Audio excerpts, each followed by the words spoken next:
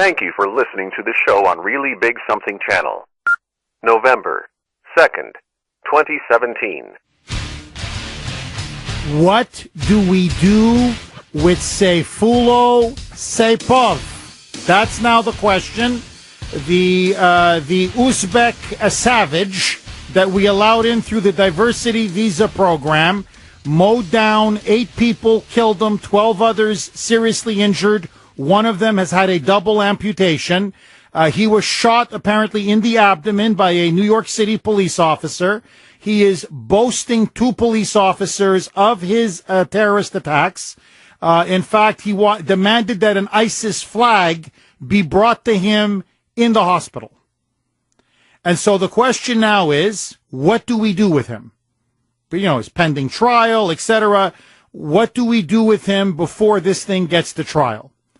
Listen now to President Trump suggest maybe it's time to send that animal to Guantanamo Bay.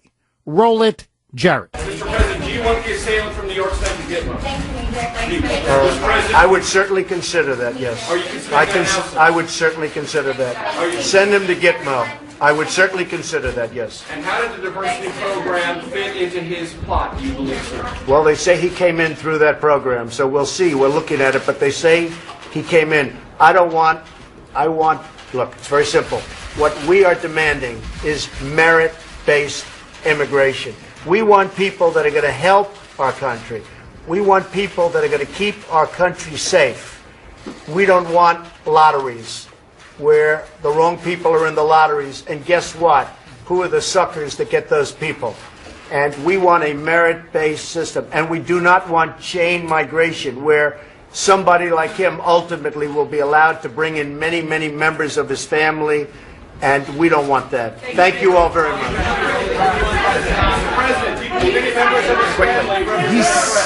He's completely right. I would say send him to Gitmo ASAP. Okay, number one. Don't put him in our prison system where he can potentially radicalize other inmates or, God knows, hook up with some kind of a network in there. Don't let him become a target to become a potential martyr, because that's what's going to happen if he's in a jail. He's going to have access potentially to computers, media interviews, God knows what, and this will give him a chance to become a martyr to the larger Islamic world. Remember, he has now achieved something very few people have been able to do. Osama bin Laden was one of them. He has struck New York at its heart. He penetrated our defenses. He came in. He pre-planned this terrorist attack. It was weeks in the making. He went around the whole country. He had an ID from Tampa Bay, Florida. He spent some time in Ohio. He spent some time in Missouri. He even got married. And he deliberately, by the way, he sponsored 23 others from Uzbekistan, most of them allegedly friends and family members. So ISIS has now been brought into this country by exploiting the diversity visa program. That's just one that we know of. There's probably many more. Send this guy to Guantanamo Bay, and I agree with President Trump. He tweeted out in all caps, death penalty. He should fry over this. This guy should get the death penalty. He should hang over this. No, to me, no questions asked. Now, to see what kind of a guy he was, you have to understand, right? He's a terrorist, he's a killer, he's a mass murderer. But these are the kinds of people now that we're bringing in when you have these diversity visa lottery programs. So, according to the New York Post, so he set up shop in New Jersey. That's where he was. And at his local, what do you want to call it, 7-Eleven grocery store, the corner store, apparently the owners say that this guy was a pest, that he was one of the most annoying people, one of the most annoying customers they had to deal with. They remember him with his huge mother Islamic beard, but that he would come in almost on a daily basis. Listen to this. And he would excoriate. He would harangue the cashiers. And apparently it's a heavily Muslim neighborhood. So most of the people, the women that work behind the cashier, behind the cash register, are Muslim women. Some would not wear the hijab. some would wear the hijab, but apparently not the right way. And so every day he would chastise some of these Muslim women for either not wearing the hijab. Why you not wear hijab? Why I have to see your face? Now I have tempted. I'm tempted to have sex. Why you do that to me? In the old country, we just cut your head off. Here in America, look at you. I can see your eyes, your nose, your lips. That's not, no, it's against Allah. So he would harangue them for either not having the hijab, or many of them wore the hijab, the headscarf, but he would say, it's not according to code. Why I have to see, look at this. I see a little bit of your earlobe. It's too sexy. I don't want to see earlobe. Earlobe is too sexy. Don't want to see that. So he would complain that they weren't wearing the hijab according to strict Islamic code. But it gets even worse. I swear to you, you couldn't make this up. He was obsessed with Canada Dry ginger ale. Every day, this guy would come in and either buy a 6-pack or a bottle or whatever of Canada Dry ginger ale. But here's the worst part. They go every day it was a fight and an argument with this guy because he would not pay the store price. He would come in, whatever, $1.50 for, let's say, I don't know what, 2-liter Canada Dry ginger ale. He would haggle with them, saying, I don't accept the store price. What? $1.50? No, I give you 75 cents. Take it or leave it. And they'd be like, look, we're not going to haggle with you here. The price is the price. Look, it's 89 cents for a small bottle, $1.50 for a 2-liter. Take one, take the other, and you know. And he would argue and negotiate and bargain. He was such a pain in the rear end that they couldn't stand the sight of the guy. Now, let me ask you, are these the kind, forget the mass murder, forget just all of that for a second. We need guys that we bring into this country? Like, what is this, an Uzbek village? Where, you know, at the local bazaar, they're haggling over a bottle of soda? I say 60 rubles. No, I say 40 rubles. Okay, 56 rubles. 45 rubles or I kill your mother. Okay, 48 rubles and I don't kill your sister. I mean, is this what we need in America? No, really, honestly.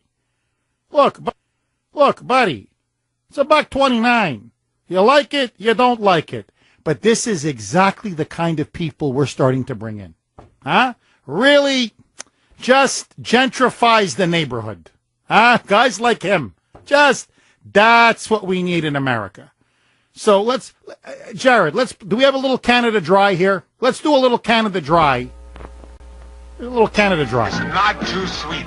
It's a cool, refreshing treat. Canada Dry ginger ale, it's not too sweet. Regular or diet, it's more refreshing because it's not too sweet. Now, you see, that's Ken Norton, by the way, the former boxer, actually a very good boxer, fought 3 fights with Muhammad Ali, won 1, lost 2. He's the one that's doing the commercial. Now, you think Kenny, when he would buy a Canada Dry at his local 7-Eleven, you think he would stand there and haggle and say, no, it's not $1.50, it's $1.25. Take it or leave it. You think, or Kenny would just say, okay, it's $1.50, here's $2, give me my change. In fact, Brittany, aren't you you just got some lunch. Aren't you having a Canada Dry right now yourself? I always have a Canada Dry. All right. I love Canada Dry. How much, I'm just curious, for a nice little bottle downstairs? I think it's $1.25. Oh, really? No, I don't pay that.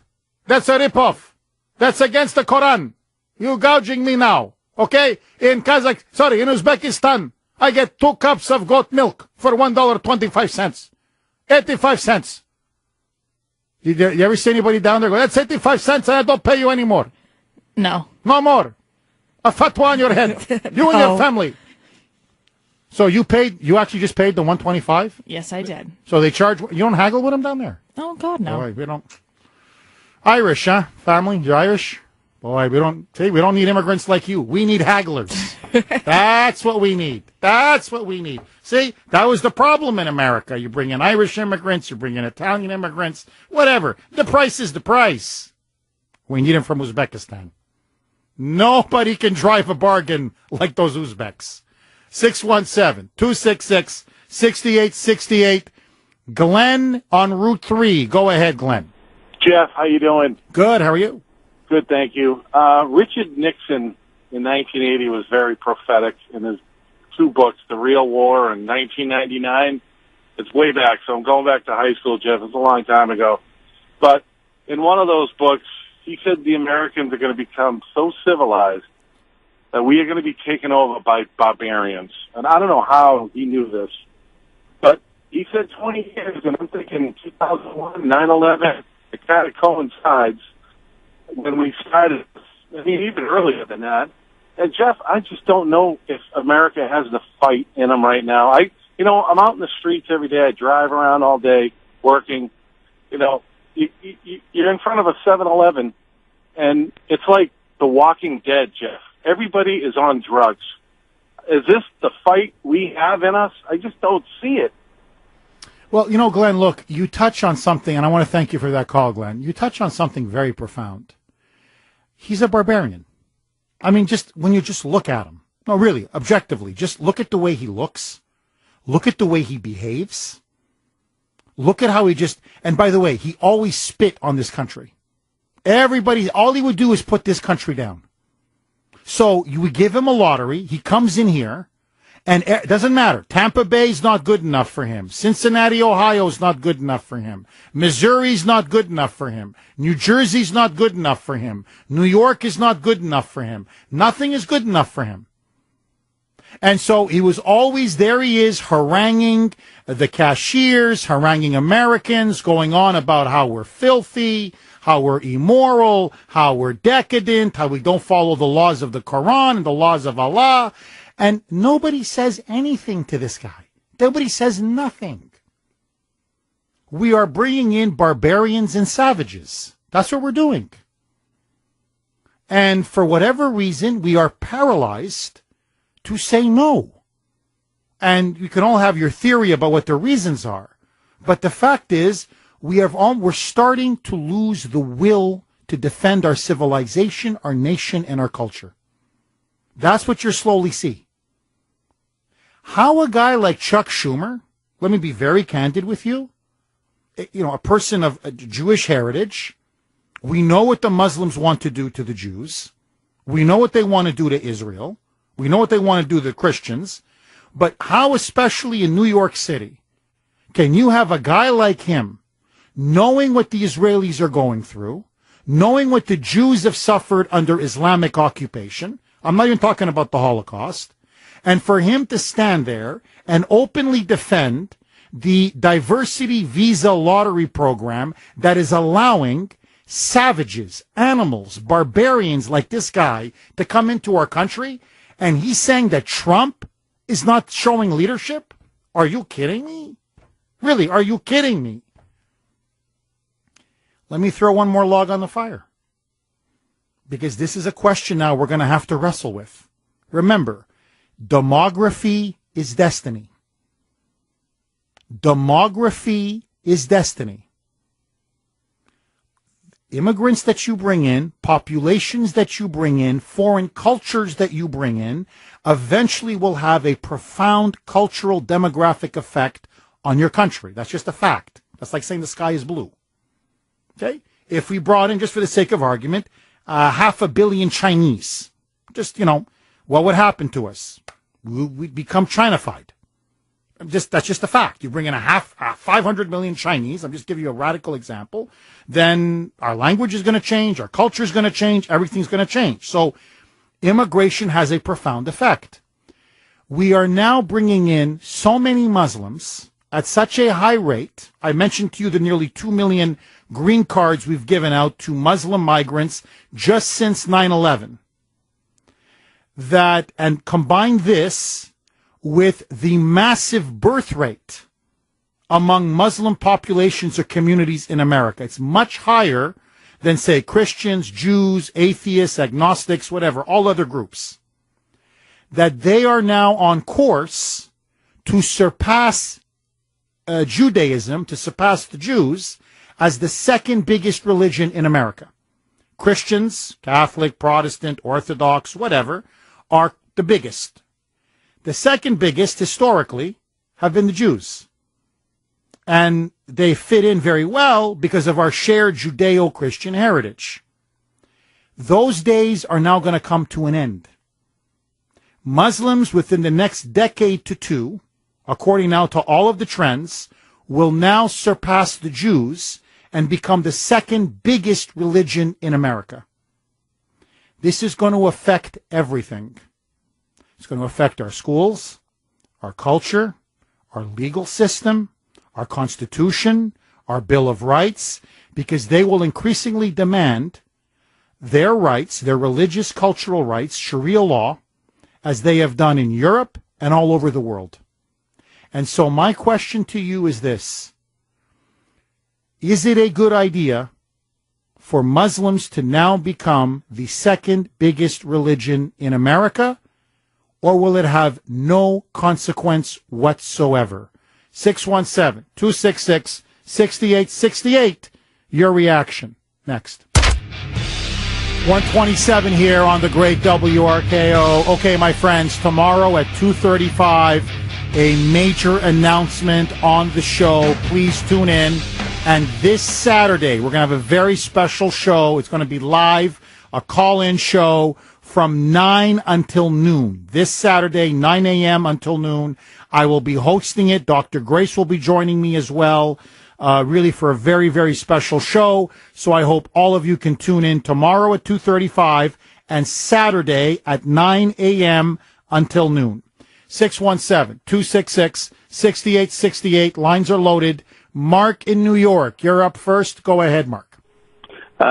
Jeff, thanks for taking the call, and I'm glad that you're back in the saddle. Thank you. I'm really kind of unconcerned about, what religion is going to be the second most largest in the country, as long as the most powerful religion in the country is still Christianity. I think because Christianity has a sense of freedom and freedom of choice built into it, whereas these other religions tend to be a little dogmatic. But the second point I wanted to speak about was specifically Guantanamo Bay. How do you feel about Judge Napolitano saying that this person, as horrific as he was, is a lawful American citizen? If they send him to Cuba, it will be unfair, unlawful, and unconstitutional. Well, look, Mark, generally, let me just be very candid with you. I am a libertarian. I'm a constitutionalist. I know Judge Napolitano. I think he's a very good man. Where I would disagree with him, I think that this man is a enemy combatant. I think he lied to come into the United States. You see, I agree with him. If you're a lawful U.S. citizen, and the key is lawful, you shouldn't send anybody to Guantanamo Bay. And you should be given full due process rights. On this, I am a constitutionalist, libertarian, all the way, because I fear the power of big government. To me, the state is something that every citizen should be extremely suspicious and aware of, and very skeptical of. He lied. They're trying to protect him. I'm telling you, the media is trying to protect him by saying, oh, he got radicalized after he got here. You don't know Uzbekistan. For you to say that, I'm telling you, you don't know Uzbekistan. It is one of the biggest Islamist hotspots in the world. It is full of Islamic fundamentalists. Major Al-Qaeda and ISIS training grounds are there. He was already a radicalized Muslim before he came. He was part of an ISIS sleeper cell before he came. And they used the visa lottery program, the diversity visa program, to come into America. And to give him his due, they're patient. He waited. Why? To bring in even more. Now, one texter made a brilliant point, and I want you to think about this. Look, I really, God is my witness. I'm a family man. You know that about me, okay? My wife, my children, but to be very candid with you, my sister, my in-laws, I'm very close with them. My nieces, my nephews, even close friends. I mean, Brittany can testify to this. Some of my very close friends, and I'll talk about this one in particular tomorrow at 2:35, are almost like a brother to me. Brittany, I have to say this, is almost like a younger sister to me. I mean, she'll tell you this. So I am very close with my inner circle. This texter made a point. Jeff, can you name 23 people in your own family? Like, if you had to sponsor them, right? Just, could you name 23? I'm thinking, well, Anne Marie, Lori, my sister-in-laws, my niece, Maria, yeah, 2 nephews. Okay, let's go. Andrew, Matthew, my sister, Jennifer. I call her Jen. There's Marty. Okay. My dad. Okay. Obviously, my wife and my 2 kids. Okay. I guess a couple of first cousins from the old country in Croatia, and that's it. Okay, Jeff, bring in a couple of really close friends that you could really vouch for. Okay, there's this person that passed away. I don't want to mention it. I want to respect the family's wishes till tomorrow. But, okay, him, there's Brittany. I mean, I can't come to, I'm not even close to 23. How does this guy, within 5 years, put 23 freaking Uzbeks into America? I mean, it's incredible. And by the way, it's all legal. It's not even like he smuggled them in or say, oh, he smuggled them in through the Mexican border or whatever. No, it's all legal. All of them with legitimate visas and all of them with legitimate green cards. And that's another thing. Do you know how hard I had to break my back to get a green card from Canada? Here, let me ask all the Canadians, the Brits, the French, the Swedes, all of you that are listening now, okay? All of you. How many work visas did you have to get? How many the qualifications you had to show to be eligible to be a permanent resident? If you're from Uzbekistan, they're giving them out like candy. Let's take it to Evan Heidenrich in the newsroom. I would certainly consider that, yes. I would certainly consider that. Send him to Gitmo. I would certainly consider that, yes. Should Seyfulo Sepov, the Uzbek savage that murdered 8, wounded 12, one of them, in fact, had a double amputation in New York City just on Tuesday, a couple days ago, should he be sent to Gitmo while he's being processed and awaiting trial? And should he receive the death penalty? 617-266-6868. Okay. New report out. It says that Islam is now well on its way to becoming the second biggest religion, the second largest religion in the United States. It is on a path to surpass Judaism. Jews historically have been the second largest religion in America, obviously after Christianity. Muslims, because of the massive migration since 9/11 and because of their very high birth rate, are now soon on the path to eclipse Jews in America as the second largest religious group. Do you think this will have little to no impact? Or do you think this will take us down the road of Europe with increasing ghettoization, radicalized communities, Sharia law, a resurgence of Islam in terms of in our public schools where they will be allowed and they will demand that they be given special privileges to pray, to have rooms, prayer rooms, rugs, prayer mats, and Sharia law, dietary consequences as well. In other words, will this lead to the slow cultural Islamification of America? 617-266-6868. Larry in Belmont, you're up first. Go ahead, Larry.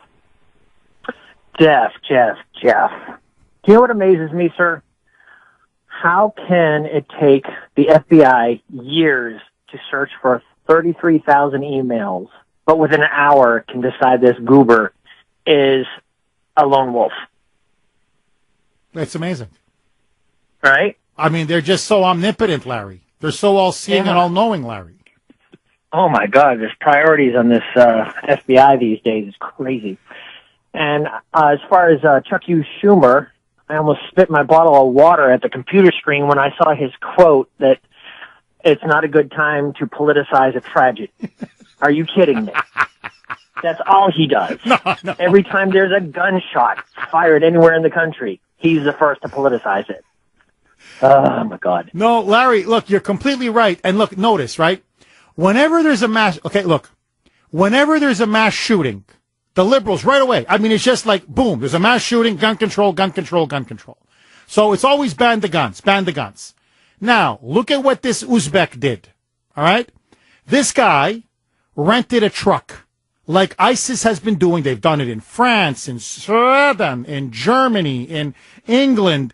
This is now in Canada. So they're weaponizing trucks. They're weaponizing vehicles.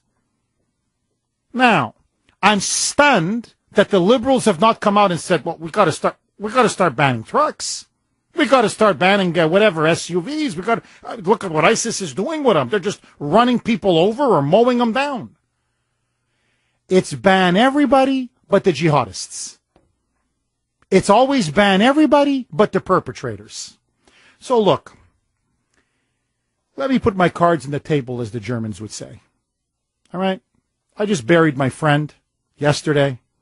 At this point, I'm not here to say the truth. What's the point of me being behind this microphone? I said this to Jared. I said it to Brittany off the air. I'm going to say it on the air. When the Italians first came here in the late 19th, early 20th century, by the millions. When the Irish came here, by the millions. When the Poles and the Russians and the Ukrainians and the Southern Slavs, by the millions. When the Asians, Chinese, Japanese, Koreans, it doesn't matter, by the millions. What happened? They improved America. They came here to work. They came here to contribute. They came here to eventually become assimilated. And yes, some of their culture, it's normal, spilled over into the mainstream American culture. For example, okay, like I said to Jared, because Jared's Italian. I said, Jared, when the Italians first came, I'll be honest with you, the Anglo-Americans, a lot of the Northern Europeans that immigrated to America, who are these Italians? They're coming off the boat. Who are these people? And then they began to learn, hey, they eat something called pizza and calzones and pasta. And you know what? It's good. In fact, it's so good, freaking restaurants everywhere. And then there's something else about these Italians. As they say in Italian, lavore, lavore, lavore. They just work. They work. They work Monday, Tuesday, Wednesday. They work 6 days a week. Sunday, they go to this Catholic church, a Christian church, may not be Protestant, but it's a Catholic church. They mind their own business. And then back on Monday, they're working again. Now, the Irish came. Oh, my God. Yeah, they have these churches. They're Catholic. They're not really Protestant, but they just keep working. They just keep Monday, Tuesday. And for some reason, the Italians like to get into construction. That's their thing. Or textiles, or clothing, or restaurants. But for some reason, the Irish like to be cops. And they're very good at being cops. And being good as firemen. And it's just, and they work. They work Monday to Saturday. And then they eat something called corned beef and cabbage. And they like to set up little pubs. And you know what? The beer's actually pretty good. And the corned beef, okay, frankly, I don't think it's as good as pizza, but the corned beef's not bad. You see? Or the Chinese come. And the same thing with the Chinese. They work, and they work, and they work. And all they do is pay taxes. And they have these restaurants. And there's something called egg rolls and fried rice. And you know what? It's pretty good. It's really good. And so eventually pizza becomes like American is mom and apple pie.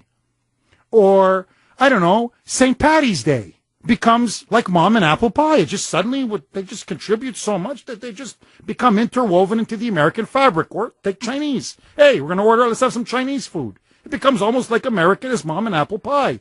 In other words, to put it very plainly, people from certain groups and certain cultures enrich your culture. They just do. They mix into your culture, the melting pot, and they improve it. They make it better. And what do all of these cultures have in common? Some may be a little more successful as a whole, not as individuals. Every individual is different, but as a whole. Some are maybe a little more successful. Take the Jews. Very successful. Very successful. Take the Germans. Very successful.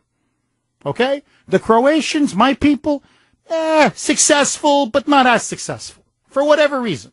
I think a little bit too much of the drinky, but that's just me. Okay? As a group. But overall, what do they all have in common? They all want to become Americans. And they love America. And they love everything about America. They love the freedom of America. They love the Constitution. They love the Bill of Rights. I mean, they love everything about America. So much so that they're telling them, no, don't speak Italian. I want you to speak English. No, don't speak Han Chinese. I want you to learn English. And their day here in America, it's Thanksgiving. That becomes our day. And the 4th of July, that was the big American national holiday. That becomes our day. And that's how you build a great country. But we're bringing in a group of immigrants from a specific culture. Let's be very clear. And it's not just in America. Because you can say America's racist. That's what the left always says. Fine. Look at Canada. You don't like that? Look at England. Look at France. Look at Italy. Look at Sweden. Look at Germany. Look at the stands. Look at Central Asia. Look at the Middle East. Wherever they go. Look at China. There's a big Muslim population now in China. They got big problems. There's always violence. Everywhere they go, eventually there's violence. And there's jihadism. There's terrorism. There's hatred for the local majority population. Now, individually, some may be very good people, no question about it. But on the whole, do they improve or not improve? Do they make the culture richer and better, or do they make it poorer and worse? So when you have an Uzbek who, by the way, needs a translator, he has been 7 years in America. 7 years. He can't speak barely a word of English. He needs a translator after 7 freaking years. By the way, Uzbekistan is one of the poorest places in the world. Okay? It's a toilet, if you want to know the truth. It's an economic backwater. It's a hole. But he won't learn English. He won't even be grateful to come to America. He's sponsoring 23 of them, but they're not grateful to be here. And that he goes to your local corner store, he's filthy, he doesn't shower, I'm just being honest with you. He berates the cashiers for whether they wear a hijab or don't wear a hijab, and he's arguing with you over the price of your Canada Dry ginger ale. Every day. Every day. I'm not talking plotting terrorism and mass murder. And welfare. He's got a trucking company, cash under the table, and he's on welfare. Sucking, taking, exploiting.